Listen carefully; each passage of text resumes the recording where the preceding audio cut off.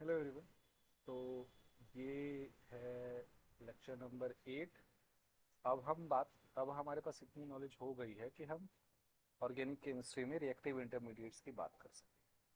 तो reactive intermediates क्या होते हैं? रिएक्टिव इंटरमीडिएट्स जो हैं, जो किसी भी रिएक्शंस में, ऑर्गेनिक रिएक्शंस में जो भी स्पीशीज जनरेट होती हैं, चाहे वो पॉजिटिव हो चाहे वो नेगेटिव हो, या कौन कौन सी स्पीशीज जनरेट होती है पहले हम वो जानेंगे।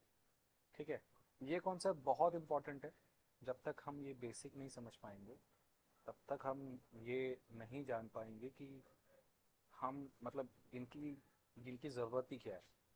और ऑर्गेनिक केमिस्ट्री में जो ये चीज़ें नहीं जानते हैं उनको बहुत मतलब प्रॉब्लम होती है। ठीक है।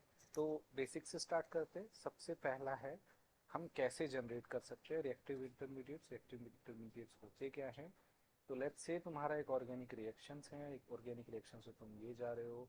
तो जो भी स्पीशीज इसके बीच में बन रही हैं, रिएक्शन के बीच में, वही हमारे रिएक्टिव इंटरमीडिएट्स हैं। They can have positive charge, they can have negative charge, they can have no charge at all. और ऐसे स्पीशीज कैसे जनरेट होते हैं, बस इनका प्रोसेस अब हम देखना स्टार्ट करते हैं।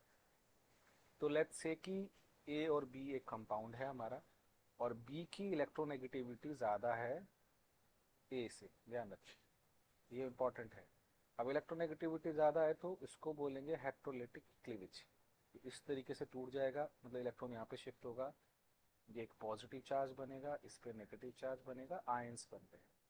तो ये भी एक पॉजिटिव चार्ज है, नेगेटिव चार्ज है। अभी हम इसको कुछ और नहीं बोलेंगे, अभी हम बोलेंगे पॉजिटिव चार्ज स्पीशीज जनरेट हो गई है कि नेगेटिव चार्ज स्पीशीज जनरेट हो गई है।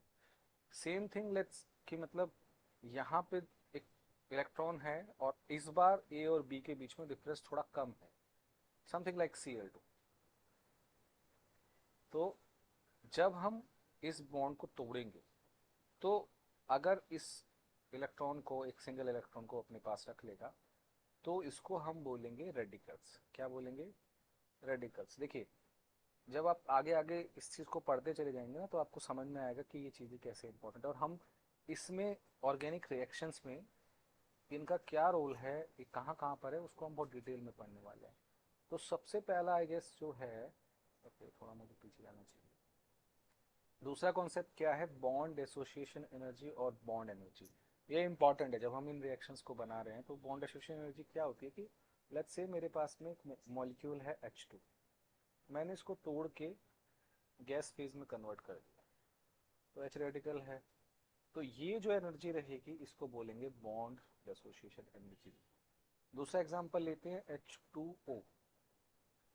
भाई, अब अगर मैं बात करूँगा, तो अगर मुझे इसको पूरा तोड़ना है तो डायरेक्टली ऐसे नहीं तोड़ सकता हूँ मैं। 2H radical plus O radical, ऐसे तो नहीं तोड़ सकता हूँ।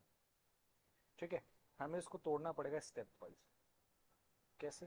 H2O को पहले H प्लस OH में, फिर OH को H प्लस O में। तो ध्यान रखिए, इसकी एक एनर्जी होगी, चेंज इन एनर्जी या रिएक्शन एनर्जी, इसकी एक एनर्जी होगी। तो इसका जो भी एवरेज है उसी को हम बॉन्ड एनर्जी देंगे। ठीक है। इस तरीके से इस कॉन्सेप्ट को थोड़ा समझ लेना है। समथिंग लाइक CH4 जो है, CH4 की जो भी एनर्जी रहेगी, नंबर ऑफ बॉन्ड्स कितने इसमें? 4 है। तो वो एक्चुअली में 4 एनर्जीज का सम रहेगी। ध्यान रखिए। तो एवरेज आपको समझ में आ गया आई गेस। ये इंपॉर्टेंट टर्म है। जब भी हम फ्री रेडिकल जनरेट करते हैं तो इनके बारे में बात की जाती है। जनरली ध्यान रखिए कि जब फ्री रेडिकल हम जनरेट करेंगे, स्पीशीज कौन सी है? ये वाली। ये most of the time gas phase में जनरेट होती है। याद रखिए, गैस फेज में ज़्यादा जनरेट होती है। लेकिन अगर हम सॉल्यूशन फेज ले लें और पोलर और आयोनाइजिंग सॉल्वेंट ले लें, पोलर सॉल्वेंट का यहाँ मतलब बहुत सिंपल है, वाटर जैसा कोई कंपाउंड जिसका डाइलेक्ट्रिक कांस्टेंट 81 टाइम्स है, और अमोनिया जैसा कंपाउंड, तो हमेशा हमारे आयंस फॉर्म्ड होते हैं। ठीक है। अब यहाँ तक मैंने किसी भी तरीके का ये नहीं बोला है कि ये ऑर्गेनिक कंपाउंड्स में है। ये जैसे ही मैं मतलब इस कॉन्सेप्ट को कार्बन पे, कार्बन बेस्ड सिस्टम पे ले आऊंगा या ऑर्गेनिक कंपाउंड्स में ले पाऊंगा, तब ये कैसे काम करेगा उसके बारे में हम नेक्स्ट स्लाइड्स में बात करें। तो हमारी जो सबसे पहली स्पीशीज है जो आई गेस हर जगह पढ़ाई जाती है वो है कार्बोकैटायन। तो कार्बोकैटायन होता क्या है, क्योंकि हमें पता है हमारे पास में, हमने जब इंडक्टिव इफेक्ट की बात की थी तो हमारा जब समथिंग लाइक अगर ये एक्स है, ये हेलोजन है बेसिकली, ठीक है, हेलोजन भी हो सकता है, ओ एच भी हो सकता है, ठीक है, कुछ भी ऐसा जिसकी इलेक्ट्रोनेगेटिविटी ज़्यादा हो, बट जनरली फ्लोरीन और हाइड्रोजन, क्लोरीन, ब्रोमीन, ये सब ये रिएक्शंस चाहते हैं। तो एक्चुअली में इसके देखिए कार्बन के 8 इलेक्ट्रॉन्स पूरे हैं, ऑक्टेट कंप्लीट है। तो अगर मैं इसको शिफ्ट कर दूं, इसको इस तरफ शिफ्ट कर दूं, तो मेरा ये कौन सा क्लीवेज हुआ, हेट्रोलेटिक क्लीवेज। और क्योंकि हेलोजन पे भी मैंने दिखाया नहीं है, हेलोजन पे भी 6 इलेक्ट्रॉन होंगे तो टोटल 8 हो गए अब इसके। ये तो निकल गया, लेकिन कार्बोकैटायन जो है बच गया। तो जो स्पीशीज कार्बन, जो चार्ज कार्बन पे आया वो पॉजिटिव चार्ज है। इसमें इसकी हाइब्रिडाइजेशन थी sp3, जो मैंने लिखा हुआ है। जैसे ही इसको निकाला वो sp2 हाइब्रिडाइजेशन हो गया। और हमें पता है sp2 हाइब्रिडाइजेशन में सिस्टम कैसा होता है, प्लेनर। अब अगर प्लेनर हो गया तो अब ये फ्लैट हो गया। प्लेनर मतलब जैसे कि तुम एक कॉपी ले लो अपनी, रजिस्टर या कॉपी ले लो, तो अगर तुम उसको हाथों से पकड़ के सीधा देखोगे तो वो प्लेनर है। इस तरह की फ्लैट ज्योमेट्री हो गई। और उसके पास में एक खाली पी ऑर्बिटल है, मतलब कैसे, 2s2 2p2, ये कार्बन की कॉन्फ़िगरेशन होनी चाहिए 2p4, सॉरी कार्बन की 2s2 2p पी होती है 2s2 2p2। तो ये हो गया, ठीक है। तो समथिंग लाइक दिस इसकी कॉन्फ़िगरेशन होनी चाहिए, ठीक है। और एक जो है, मतलब अगर sp2 हाइब्रिडेशन की हम बात करते हैं और हर उससे एक हाइड्रोजन जुड़ गया है, ठीक है, यहाँ पे हाइड्रोजन जुड़े हुए हैं। आई थिंक हाइब्रिडाइजेशन पे भी एक वीडियो बनाना पड़ेगा, तभी शायद ये कॉन्सेप्ट आएगा। लेकिन मुझे लगता है कि अभी हम जस्ट अपने आप को रेस्ट्रिक्ट करते हैं फंडामेंटल्स ऑफ ऑर्गेनिक रिएक्शंस पे। तो ये एक वैकेंट पी ऑर्बिटल है जो इजीली इलेक्ट्रॉन को अट्रैक्ट करेगा। तो इसको बोलते हैं कार्बोकैटायन।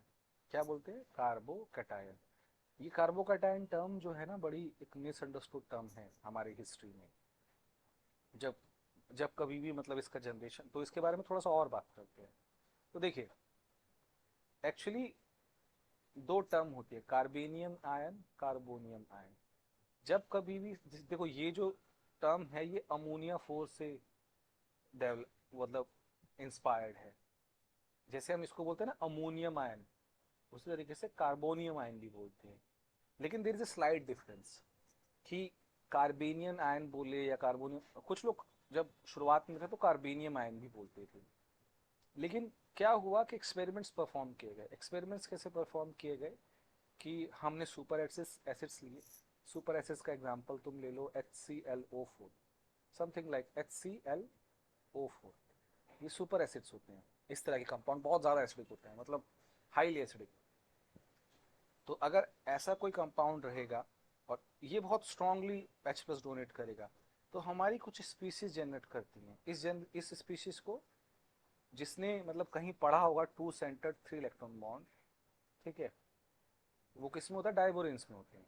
हमारा जो BH3 मॉलिक्यूल जो है वो डाइमर की जगह इसमें एग्जिस्ट करता है। तो यानी हमारे पास में जस्ट कन्वेंशनल बॉन्डिंग नहीं है, अनकन्वेंशनल बॉन्डिंग भी है, जिसको अब बट यहाँ पर जो है 3 सेंटर 2 इलेक्ट्रॉन बॉन्ड है एग्जैक्टली, मतलब 3 सेंटर 2 इलेक्ट्रॉन बॉन्ड। ये स्पीशीज बहुत अनस्टेबल होती है और बहुत जल्दी डाइसोसिएट हो जाती है मिथि इसमें और इसमें। तो जब भी हमारा कोई इस तरह का स्पीशीज रहेगा, इसको बोलते हैं कार्बोनियम आयन, कार्बोनियम आयन, ठीक है। क्योंकि ये समथिंग लाइक इसकी तरह ही है ना भाई, एक्सेस हाइड्रोजन वो ले पाया है ना। देखिए अमोनियम जो है कार्बोनियम की तरह दिखाई दे रहा है, पेंटावेलेंट है, 8 इलेक्ट्रॉन है आउटर मोस्ट शेल में, ठीक है। लेकिन हमारी जो जनरल टर्म है वो कार्बोनियम आयन 6 इलेक्ट्रॉन्स वाली है, ठीक है। और कार्बोकैटायन किस पे इस्तेमाल करते हैं, जिस पे पॉजिटिवली चार्ज्ड हो, ठीक है। तो नेक्स्ट जो है हमारे उनकी स्टेबिलिटी के बारे में बात करते हैं। हमारे पास क्या है, ये मिथाइल है, ये इथाइल है, ये आइसोप्रोपाइल है, ये टर्ट ब्यूटाइल है, ये विनाइल है, एलाइल है, बेंजाइल है। हम इनकी स्टेबिलिटी के बारे में अलग अलग तरीके से बात करेंगे नेक्स्ट वीडियो में। तो मेरे हिसाब से ये वाला मतलब वीडियो यहीं पे ख़त्म करते हैं। Thank you very much.